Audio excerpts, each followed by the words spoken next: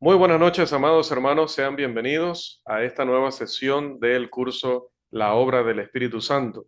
Hoy damos inicio a nuestra lección número 8, la primera sesión de esta interesante lección que lleva por título El bautismo en el Espíritu Santo.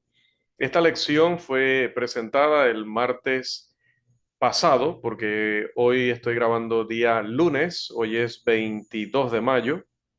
Esto pertenece a la lección o a la sesión del martes pasado. Sin embargo, tuvimos algunos temas técnicos por los cuales no pudimos subir el video correspondiente y lo estamos haciendo el día de hoy. Espero que podamos hoy, a través de este tema, como lo hemos hecho a lo largo de lo que va de este curso, poder analizar esta temática de acuerdo a la perspectiva bíblica. Hay muchas doctrinas diferentes que se enseñan sobre el bautismo en el Espíritu Santo. Dado que se adoptan tantas posiciones diferentes sobre este tema, es imperativo que nosotros nos preocupemos, nos interesemos por entender el asunto. El siguiente bosquejo nos ayuda a comprender que verdaderamente es así, que hay diferentes y variadas posiciones al respecto. Veamos.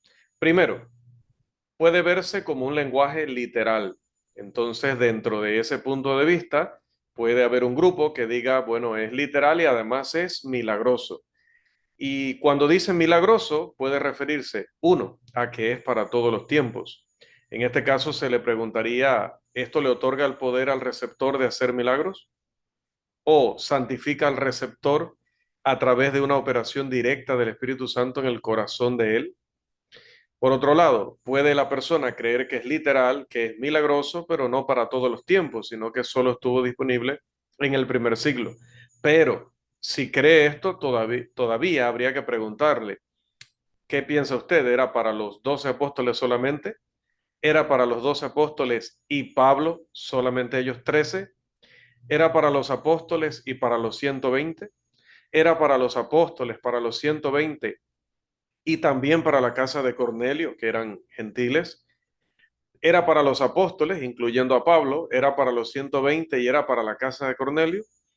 ¿O era para los 12 apóstoles y la casa de Cornelio, pero no era para Pablo? Por otro lado, puede haber alguien que considere que el lenguaje es literal, pero que no se refiere a algo milagroso. Entonces, puede referirse a la morada del Espíritu Santo, la morada personal del Espíritu Santo, o a la operación directa del Espíritu Santo en el corazón del creyente para santificar. La mayoría asegura que esta operación directa para santificar es milagrosa, pero no todos. Así que debemos tener eso muy claro, que el Espíritu Santo de manera directa ayuda al cristiano a no pecar o a no contaminarse con pecado. Algunos lo ven como un acto milagroso, pero algunos no. La mayoría, pero algunos no. El segundo punto sería, bueno, que haya un grupo que lo considere un lenguaje figurativo. Otra vez, entran las mismas alternativas. Si es un lenguaje figurativo, está haciendo alusión a una situación milagrosa. Y si es milagrosa, cree que es para todos los tiempos.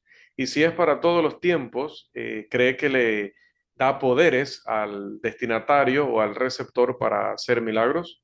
Y por otro lado, santifica a la persona que lo recibe, es decir, hace esa segunda obra de gracia, que es una operación directa del Espíritu Santo según los calvinistas y semicalvinistas. O la persona puede entender que es un lenguaje figurativo, que habla de algo milagroso, pero que no es para todos los tiempos, sino solamente para el primer siglo. Otra vez vienen las opciones. Entonces, si es figurativo y es milagroso, pero solo estuvo disponible en el primer siglo, era para los 12 apóstoles solamente, para los 12 apóstoles y Pablo solamente, para los apóstoles y los 120, para los apóstoles los 120 y la casa gentil de Cornelio, para los apóstoles, incluyendo a Pablo, los 120 y la casa de Cornelio, o para los 12 apóstoles y la casa de Cornelio, pero no para Pablo. Y dentro de esta posición que considera que es un lenguaje figurativo, está el que dice que no es milagroso. Entonces, ¿qué se refiere a la morada del Espíritu Santo o que se refiere a la operación directa para santificar? Sea que considere que esto es una acción milagrosa, un evento milagroso o no.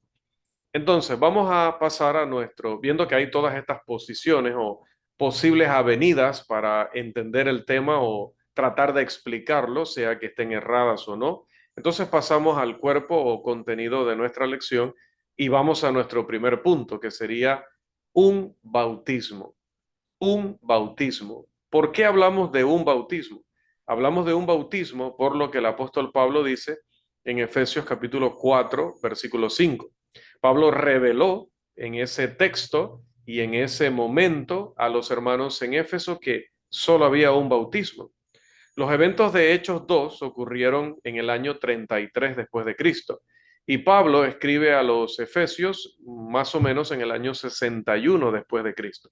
En los capítulos 1 y 2 del libro de Hechos encontramos dos bautismos diferentes.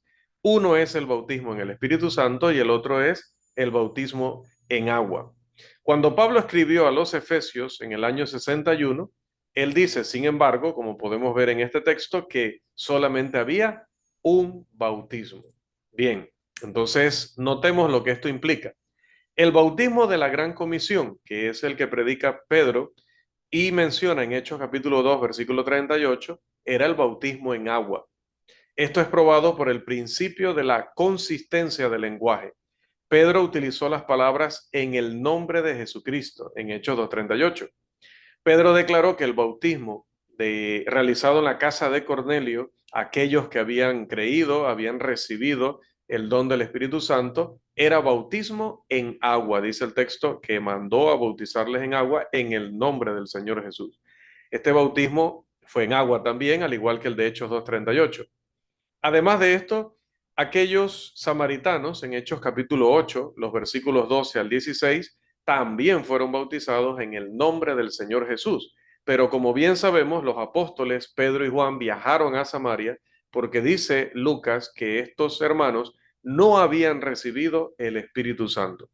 Este bautismo entonces que recibieron en Hechos 12 al 16 no podía ser el bautismo en el Espíritu Santo, ya que no habían recibido el Espíritu Santo hasta que llegaron Pedro y Juan y les impusieron las manos para que lo recibieran.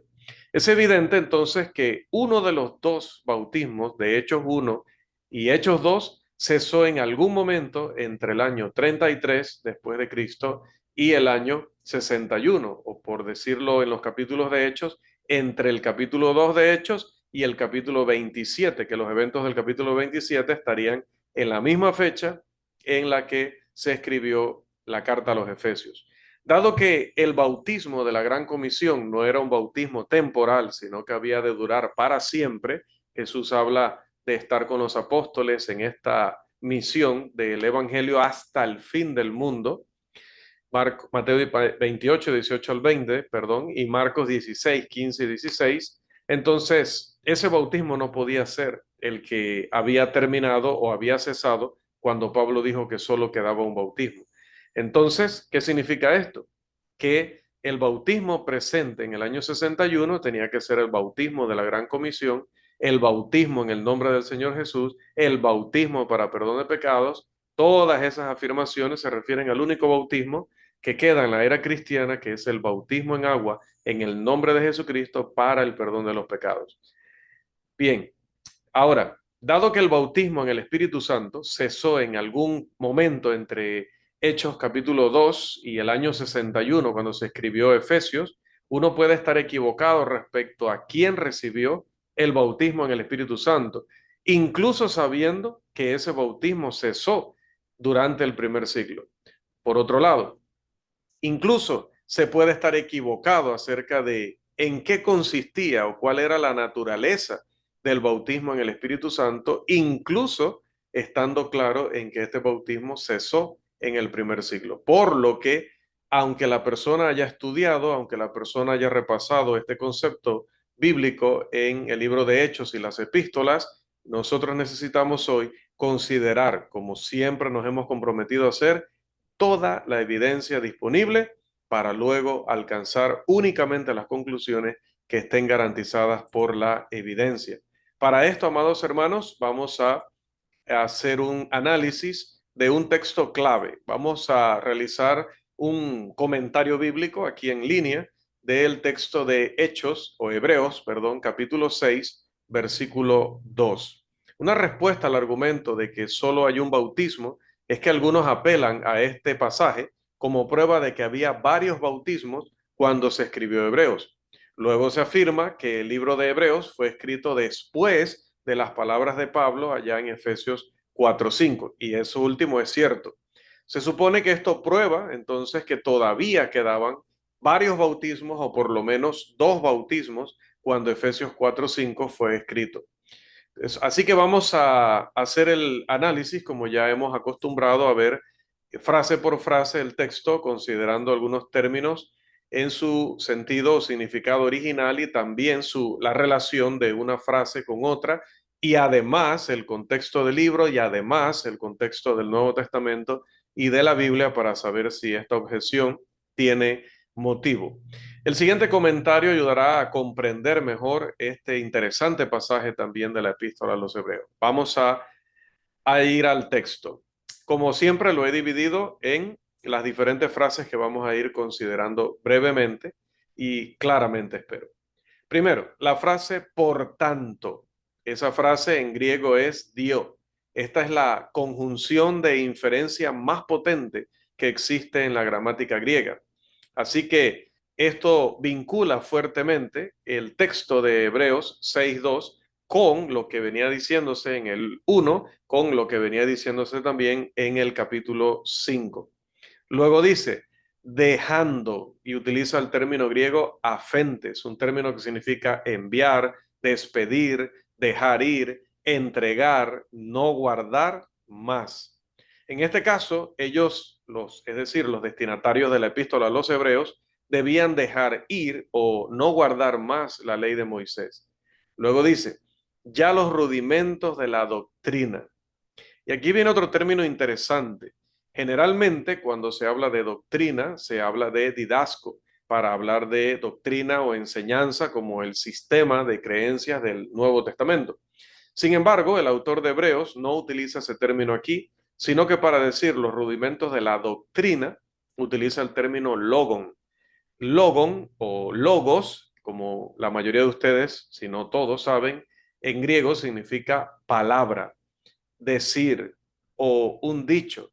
Entonces, al hablar de logon, está diciendo que se refiere a los dichos acerca de Jesús o lo que se ha dicho sobre Jesús. En este caso, en las escrituras del Antiguo Testamento. Lea Juan capítulo 5, versículo 39 para recordar este concepto. Luego dice, de Cristo, es decir, los rudimentos de la doctrina de Cristo o acerca de Cristo, no la doctrina que Cristo enseñó directamente. Vamos adelante a la perfección. Aquí la perfección obviamente no es una vida sin pecado ni una vida carente de errores, sino madurez, madurez espiritual, una madurez que venía cuando la persona aprendía a superar, porque aquí se le está escribiendo a hebreos, a judíos, cuando ellos aprendían a superar el sistema anterior, el pacto anterior, para aprender el Nuevo Testamento. Luego dice, no echando otra vez el fundamento del arrepentimiento, es decir, ellos debían cambiar su mentalidad en relación con qué, con el contexto, en relación con la ley de Moisés. Luego dice, el arrepentimiento utiliza el término apo en griego, que está en el caso ablativo, según la gramática de este idioma.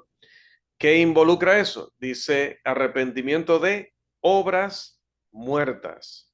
Bien, la expresión obras muertas generalmente nos puede llevar a pensar que se está refiriendo a cosas pecaminosas, a lo que dejamos atrás en el momento que nos bautizamos. Sin embargo, obras muertas no se refiere a eso. Se refiere al sistema del Antiguo Testamento, como se utiliza la expresión también en Hebreos capítulo 9, versículo 14. Esto no puede referirse correcta o adecuadamente a las obras pecaminosas que producían muerte espiritual, como enseñan algunos, porque las obras pecaminosas nunca han actuado en alguien que está vivo espiritualmente. Estas son obras muertas. Y la elección que hace el Espíritu Santo a través de este autor de la palabra muertas prueba que estas obras en algún momento estuvieron vivas, porque nada puede morir si primero no ha estado vivo. Entonces, Las obras pecaminosas nunca estuvieron vivas, porque de por sí usted sabe lo que trae el pecado. Así que en un sentido espiritual no podía esta expresión referirse a las obras pecaminosas. Entonces, ¿a qué se refiere? Se tiene que referir a la ley de Moisés, porque esta sí estuvo viva alguna vez, antes de que Cristo la aboliera, antes de que la clavara en la cruz y la dejara sin efecto como ley vigente. Las obras de la ley de Moisés vinieron a estar muertas cuando también durante su misma vigencia se realizaron sin fe. Recuerde que Romanos 10:17 habla de cómo viene la fe al hombre y Santiago 2:26 nos dice que cuando actuamos sin fe, estamos actuando con una o que lo que estamos haciendo está muerto. Luego dice, de la fe en Dios, de la doctrina de bautismos.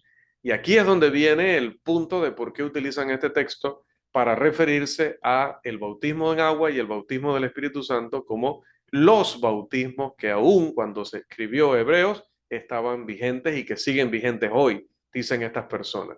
El término aquí es baptismon, que es una palabra que se refiere, dice el léxico, a un lavamiento para purificación efectuado por el agua o por medio del agua.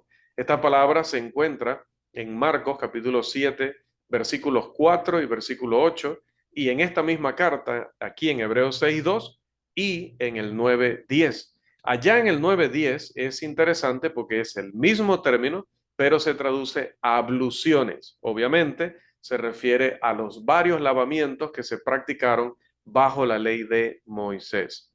Luego dice el texto de la imposición de manos. El acto de imposición de manos tenía al menos 6 propósitos diferentes en las escrituras. Estos propósitos no los podemos discutir en detalle ahora porque no está dentro del alcance de nuestra lección, pero del texto se deduce, se infiere que es la imposición de manos dentro del sistema del Antiguo Testamento que también se dio en muchas ocasiones y con diferentes propósitos. Luego dice, de la resurrección de los muertos. Bueno, el Antiguo Testamento enseñaba de la resurrección de los muertos y Jesús reprende duramente a los saduceos por no haber entendido eso. Mateo 22, 31 y 32. Sigue diciendo el texto.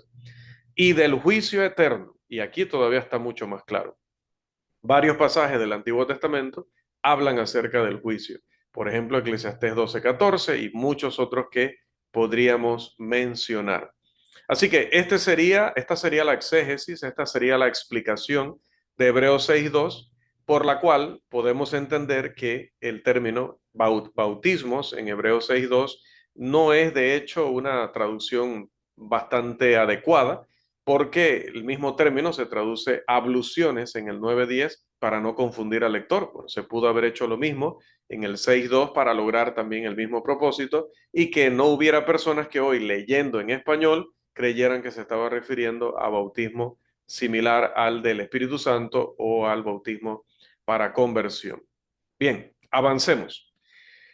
Teniendo claro esto, entonces ahora vamos a aplicar dos leyes. Mire, leyes. Esto no es algo que nosotros podemos debatir, podemos discutir, podemos negar, no.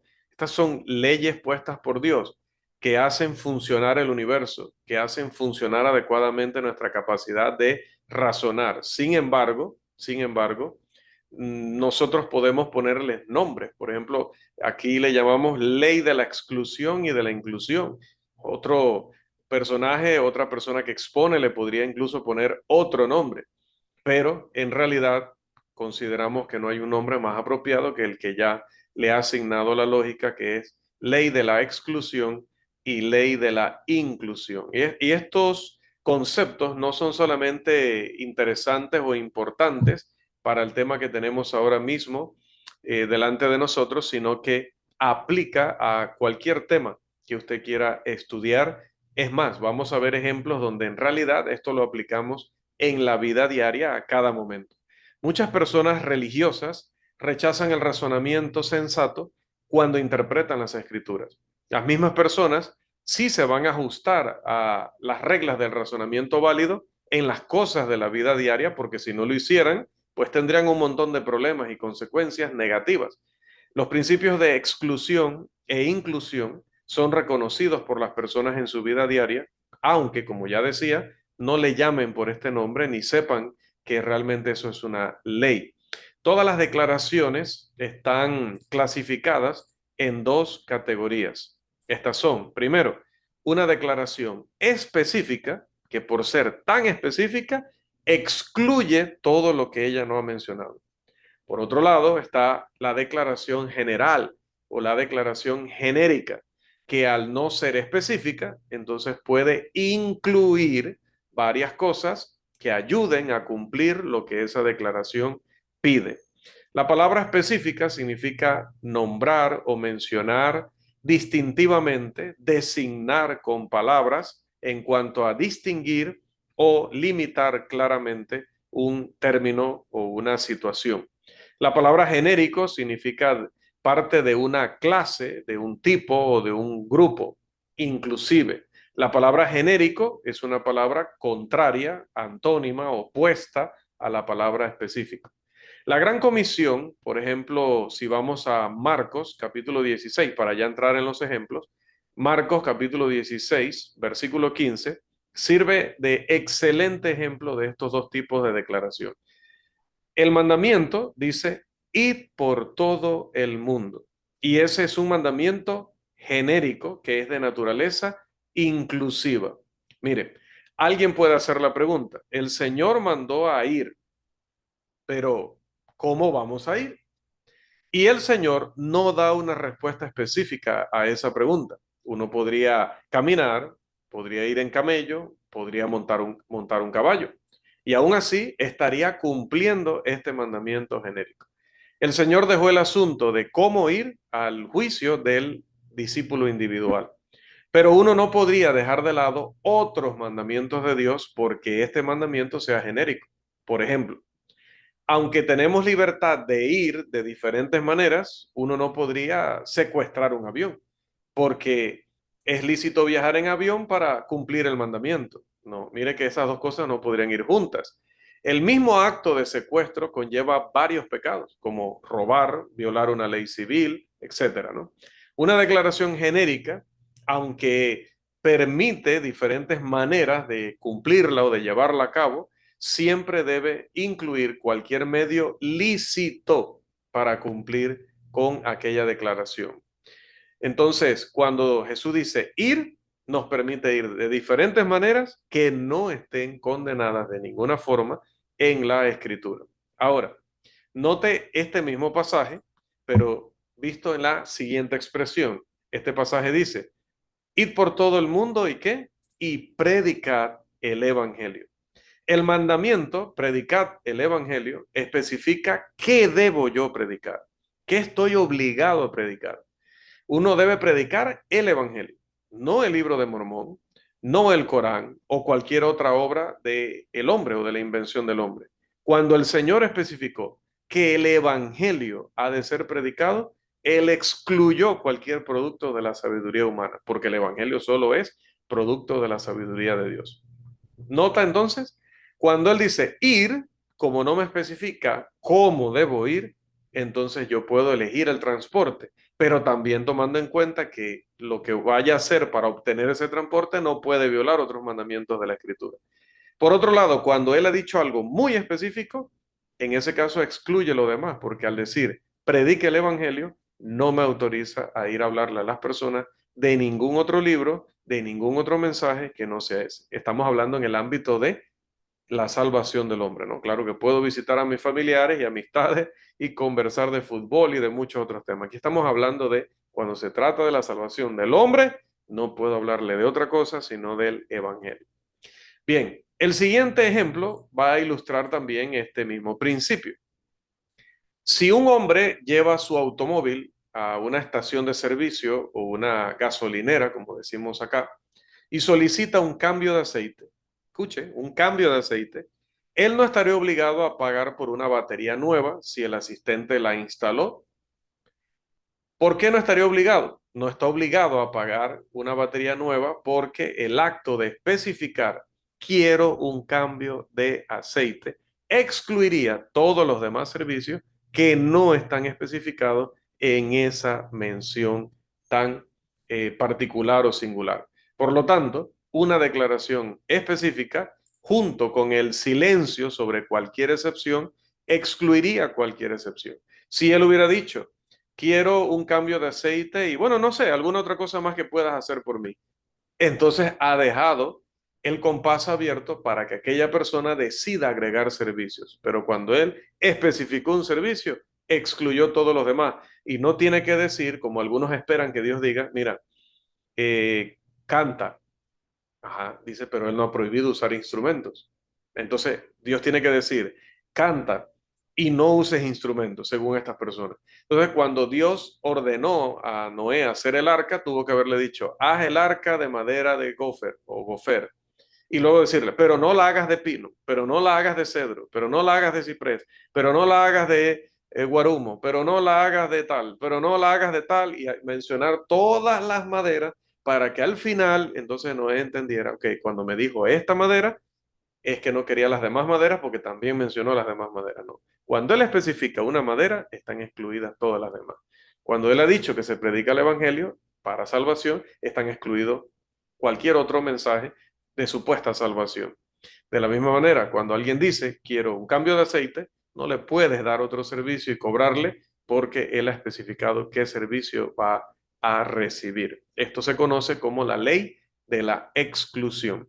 La ley de la exclusión fue reconocida también en la Biblia por los apóstoles y los profetas, y un ejemplo se encuentra en el pasaje que tenemos en pantalla, en Hechos 15:24, donde los que mandaban a hacer algo a los gentiles, dice que los apóstoles no los habían mandado o no les habían dado orden, dice el texto, por cuanto hemos oído que algunos que han salido de nosotros, a los cuales no dimos orden. Mire, el hecho de que Pablo no le diera una orden a ellos de ir a enseñar eso, a ellos no los autorizaba de hacerlo. No podían decir, bueno, él a mí no me ha prohibido ir allá a imponer la circuncisión e imponer guardar el sábado, e imponer cumplir con mandamientos de la ley de Moisés. No podían usar el silencio de Pablo. Más bien Pablo dice, al no decir que fueran allá, ni los demás apóstoles decir que fueran allá a hacer eso, ustedes no tenían por qué ir. A esas personas no les dimos orden. Pablo, de hecho, prohibía que fuéramos más allá de lo que está escrito. Recuerde Primera de Corintios 4:6. Y estos señores definitivamente habían ido muchísimo más allá de las escrituras al imponer la circuncisión sobre los gentiles que se habían convertido al evangelio de Cristo.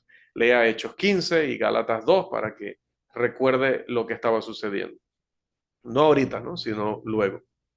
Otro ejemplo del uso de esta ley se encuentra en la promesa abrámica de Génesis, capítulo 12, versículos 1 al 3. Este texto dice, vete de tu tierra y de tu parentela y de la casa de tu padre a la tierra que te mostraré, y haré de ti una nación grande y te bendeciré y engrandeceré tu nombre, y serás bendición. Bendeciré a los que te bendijeren y a los que te maldijeren maldeciré, y serán benditas en ti todas las familias de la tierra.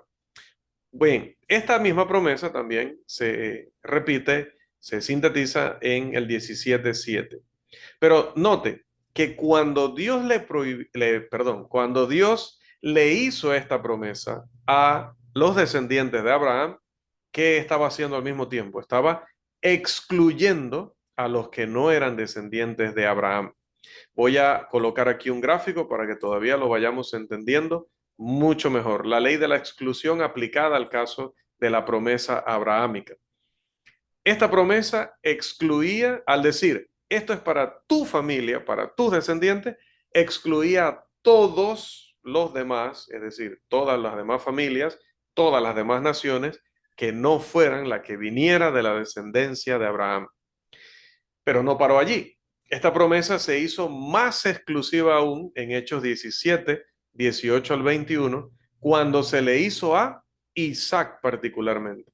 Cuando esa promesa se le hace a Isaac o se le repite a Isaac, ¿a quién se está excluyendo? Se está excluyendo a Ismael y se está excluyendo a otros hijos que también tuvo el padre Abraham luego. Bien, más adelante, en Génesis 28:14 y 25:33, la promesa se le repite a quién? Se le repite a Jacob. Esto excluía a quién? Excluía a Esaú y a los descendientes de Esaú. Ya se especificó Jacob. Bien, luego la tribu de Judá fue señalada como la receptora de esta promesa en Génesis 49, verso 10. Al mencionar que el Mesías vendría de la tribu de Judá, se estaba excluyendo al resto de las tribus. Pero no se detuvo allí. En el Salmo 89, versos 3 y 4, Dios seleccionó o dice, habla de cómo seleccionó a la familia de David. Por lo tanto, al especificar la familia de David, que era parte de la tribu de Judá, excluyó a todas las familias o el resto de las familias de esa tribu, porque ya especificó Isaí, David, sus descendientes. El Espíritu Santo, incluso dentro de la familia de David, todavía especificó más, porque cuando esto lo aplicó a Jesús, entonces excluyó al resto de la familia de David. Hechos 2:30 y Gálatas 3:16. Entonces nota cómo mirándolo de esta manera es fácil. Cuando Dios le promete a Abraham y a su descendencia, no tiene que decir, y esto no es para nadie más. No, al decir Abraham y su descendencia, se descarta el resto de naciones. Al decir Isaac, se descarta Ismael y demás hijos de Abraham. Cuando dice Jacob, se descarta a Esaú y sus descendientes. Cuando dice Judá, se descarta a Simeón, a Leví, a Manasés, etc. Cuando especifica dentro de Judá la familia de David, excluye a todas las demás familias de la casa de Judá que podían estar esperando que a través de ellos viniera el Mesías. Y cuando dijo Jesús, excluyó a todos los demás descendientes de David, porque en esta persona se estaban cumpliendo aquella promesa. Así que, visto de esta manera, se hace mucho más sencillo, o espero que así sea, de comprender lo que es la ley de la inclusión y de la exclusión. Pero bueno, en lo que nos quedan todavía de minutos para seguir explicando y exponiendo acá, vamos a ir entonces a la aplicación de la ley de la exclusión al tema que vinimos a tratar específicamente esta noche, que es el tema del bautismo en el Espíritu Santo. La ley de la exclusión ayuda a comprender quién iba a recibir el bautismo en el Espíritu Santo. El lector o el oyente de esta lección debe ser consciente de que esta expresión no se encuentra en el Antiguo Testamento. Me refiero a el bautismo en el Espíritu Santo. Entonces, vamos a aplicar la ley de la exclusión acá a ver si nos da esa misma claridad que nos dio en el caso anterior.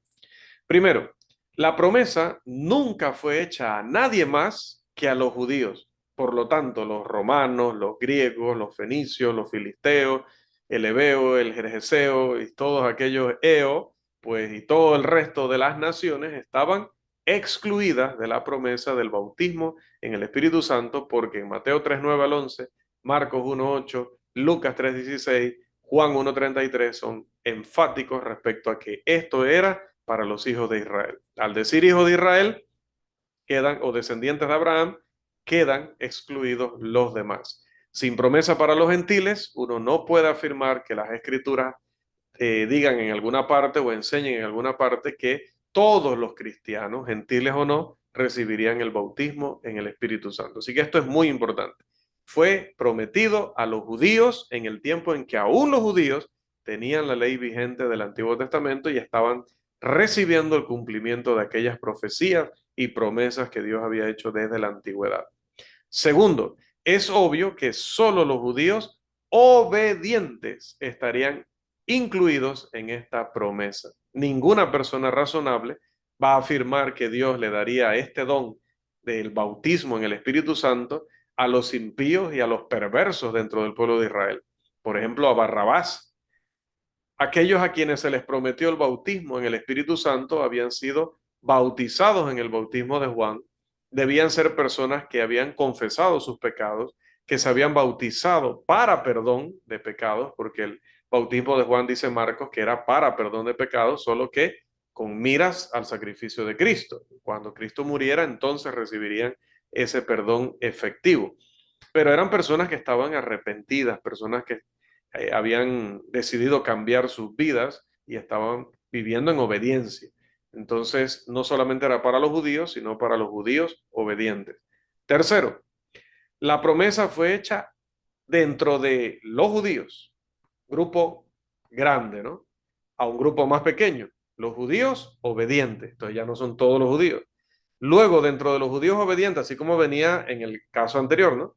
Ahora otro grupo más pequeño, el grupo de los apóstoles, los seguidores fieles y elegidos por Jesús para llevar a cabo la obra de la predicación del Evangelio y de la administración y enseñanza de su iglesia. Esto lo podemos leer en Hechos 1, 4 al 5, es a ellos a quienes se les promete, y Juan 14, 16, es a los apóstoles a quienes se está hablando. Es evidente luego, por lecturas de pasajes en el libro de Hechos, como en Hechos 19, 1 al 7, que algunos de los que recibieron el bautismo de Juan, a pesar de ser descendientes de Abraham, a pesar de haber recibido ese bautismo, no recibieron la promesa del bautismo en el Espíritu Santo. Entonces eso demuestra que no era suficiente ser descendiente de Abraham, no era suficiente ser un descendiente de Abraham obediente, no era suficiente ser un descendiente de Abraham obediente que se hubiera bautizado con el bautismo de Juan, sino que este plan estaba reservado aún para un grupo más selecto, más pequeño. Los que habían sido bautizados en el bautismo de Juan decían, como leemos allí en Hechos 19, 1 al 7, ni siquiera hemos oído si hay Espíritu Santo. Entonces, mire, la gente podía ser bautizada en el bautismo de Juan y ni entender ni recibir ese bautismo. Obviamente ellos no habían recibido lo prometido porque no era para ellos. Otra objeción es que el bautismo en el Espíritu Santo fue prometido a todos los convertidos de Juan y se cita Lucas capítulo 3, versículo 16. Pero este bautismo podría haber sido una promesa a los apóstoles ya que eran discípulos de Juan. Entonces se está refiriendo que aquellos que lo iban a recibir iban a ser discípulos de Juan. No está diciendo que todos los discípulos de Juan. Este bautismo podría haber sido una promesa general que luego fue explicada, como la promesa que se hizo a Abraham, que luego se le explicó a Isaac, que luego se le explicó a Jacob, que luego se explicó sobre Judá, que luego se explicó sobre David, que luego se aplicó a Jesús. Promesas posteriores podían limitar los destinatarios, como en el caso de Abraham, Isaac, etc. Ese bautismo concierne a todos los judíos fieles porque la obra de la predicación del Evangelio o la obra de los apóstoles era el medio por el cual se predicaba el Evangelio. El siguiente silogismo categórico prueba que esta objeción que se intenta no es una objeción válida. Mire, premisa mayor. Vamos a ver si fuera así como lo ven estas personas. Dicen ellos, todos los que fueron bautizados en el bautismo de Juan son aquellos a quienes se les prometió el bautismo en el Espíritu Santo. Luego dicen, los de Hechos 19, 1 al 7 son los que fueron bautizados en el bautismo de Juan. Pero mire la conclusión. Los de Hechos 19, 1 al 7 son aquellos a quienes se les prometió el bautismo en el Espíritu Santo. Ellos afirman que sí, pero nosotros vemos que no, porque ellos habían sido bautizados, pero ni siquiera tenían un conocimiento de que existía el bautismo en el Espíritu Santo. Fueron bautizados en el bautismo de Juan, sin embargo, ni sabían del Espíritu ni lo habían recibido. Es evidente que la conclusión aquí es falsa, ya que el silogismo es válido, eso sí lo tenemos que aceptar. Si la premisa mayor fuera verdadera y la premisa menor fuera verdadera, la conclusión sería verdadera. Pero, aunque la premisa menor es verdadera, la conclusión es falsa porque la premisa mayor es falsa. O sea, todo parte de un punto que es falso. Si uno rechaza los puntos argumentados que estamos presentando este día aquí sobre el bautismo de Juan y de todas maneras quiere afirmar que los de Hechos 19 fueron bautizados antes de Pentecostés y que por eso esas personas sí recibieron el Espíritu Santo, pues es algo que es un salto al vacío, porque en primer lugar no pueden demostrar que fueron bautizados antes de Pentecostés. Más bien, si usted lee Hechos capítulo 18, se va a dar cuenta que había un hombre en esa región que estaba predicando sobre Jesús, pero estaba bautizando con el bautismo de Juan. Usted y yo sabemos que ese es Apolos, así que me dirá usted qué es lo más natural dentro del contexto.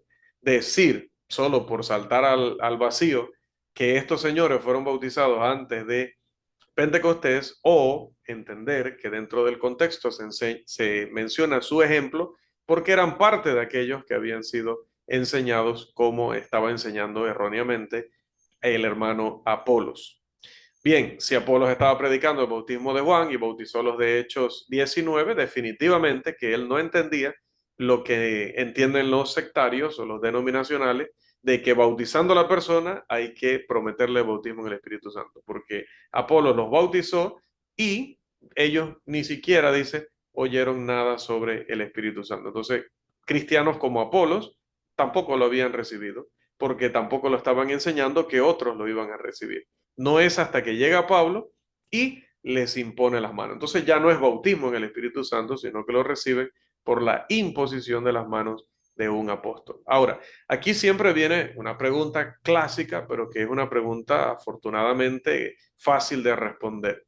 La mayoría de los grupos pentecostales afirman que no solo los apóstoles recibieron el bautismo en el Espíritu Santo, sino que también los 120 que se mencionan en Hechos 1:15, que dice que estaban reunidos allí y oraban, y también estaban María y aquellas mujeres que seguían a Jesús. El tema principal de la discusión en el libro de Hechos, tal cual dice su nombre, Hechos de los Apóstoles, es los apóstoles y su obra. Sobre todo el énfasis se coloca desde el versículo 16 hasta el final del capítulo 1. El pronombre que encontramos en Hechos capítulo 2, versículo 1, vamos a colocarlo aquí en pantalla, dice, cuando llegó el día de Pentecostés estaban todos, ahora en griego se lee todos ellos, en español no se aprecia el ellos. Cuando llegó el día de Pentecostés estaban todos unánimes juntos. Bueno, el pentecostal lee esto y dice, bueno, estaban todos. ¿Y a quién mencionó en el capítulo 1? A los 120, a las mujeres, a María, a los hermanos del Señor, a los apóstoles. Entonces estaban todos ellos, pues, porque ahí dice que estaban todos. Pero la gramática no permite tampoco hacer ese salto olímpico hasta allá tan atrás, porque de hecho el último versículo del capítulo 1 dice, y les echaron suertes y la suerte cayó sobre Matías. ¿Y quién? Y Matías fue contado con los 11 apóstoles. Y luego entonces viene el texto. Cuando llegó el día de Pentecostés estaban todos unánimes juntos. ¿Todos quiénes? Los apóstoles. Esto también se va a corroborar a través de la lectura de Hechos 2, 3, 4, 5, 6, ir viendo hasta el 5 por lo menos, ir viendo quiénes realizaban señales, milagros, prodigios. No se menciona a nadie más que a los apóstoles, porque solo ellos estaban allí y solo ellos recibieron el bautismo en el Espíritu Santo. Así que este argumento, tratando de utilizarlo para demostrar que más personas, aparte de los apóstoles, habían recibido este bautismo, no es un argumento que se sostenga. Así que, amados, haciendo una recapitulación o un resumen para cerrar nuestra lección. Vimos al inicio que hay diferentes posiciones respecto al bautismo en el Espíritu Santo. Puede ser un lenguaje literal, dicen algunos, y milagroso. Otros dicen literal, pero no milagroso. Otros dicen es lenguaje figurativo y se refiere a algo milagroso. Otros dicen es figurativo y no se refiere a algo milagroso. Y luego vienen un montón de preguntas o diferentes avenidas que van tomando los diferentes autores o pastores o escritores, pero que no están sustentadas por la escritura, como hemos podido ver un poco hoy y continuaremos viendo en las siguientes lecciones. Así que, amados, vamos a quedar allí por esta noche. Esta es una lección corta porque he querido dar la introducción a esta lección para que luego entonces vamos a ver el cuerpo de todos los argumentos, los ejemplos, vamos a analizar todo lo referente a este tema y que quedemos, como siempre pretendemos, muy, pero muy claros, no solamente para nosotros, sino también para que podamos ayudar a otras personas que puedan estar confundidas con este tema. Le rogamos siempre a todos los que también por redes sociales se conectan para poder ver estas lecciones, que recuerden siempre ayudarnos con un me gusta, a aquella persona que está viendo el video y considera que se ha edificado, que le está ayudando en su vida espiritual, que este ministerio le está haciendo de beneficio. Entonces también le rogamos que se suscriba al canal. ¿Por qué? Esto no representa dinero para nosotros. Uno, porque ni siquiera tenemos la cantidad de personas que podrían generar una ganancia. Segundo, que no es nuestro propósito. Nuestro propósito es que el mensaje llegue cada día a más personas. Y la única manera o una de las maneras es dándole me gusta, colocando un comentario. Puedes saludarnos, decirnos desde dónde nos saludas y visita por primera vez el canal. Si es un hermano que siempre nos visita, varios ya siempre acostumbran a comentarnos cuando ven la lección y nos alegra porque incluso sabemos que acaban de ver la lección cuando nos colocan allí el comentario o que la van a empezar a ver. Y cuando pues nos visita por primera vez es un placer que se pueda presentar y así sabemos a dónde estamos llegando, ¿verdad? Qué países, qué congregaciones. Y sería maravilloso. Y a los estudiantes pues que estemos entonces listos para el día de mañana para nuestro curso, que entonces ya retomamos la segunda sesión de esta lección. Así que muchas gracias y hasta aquí la primera sesión de la lección número 8.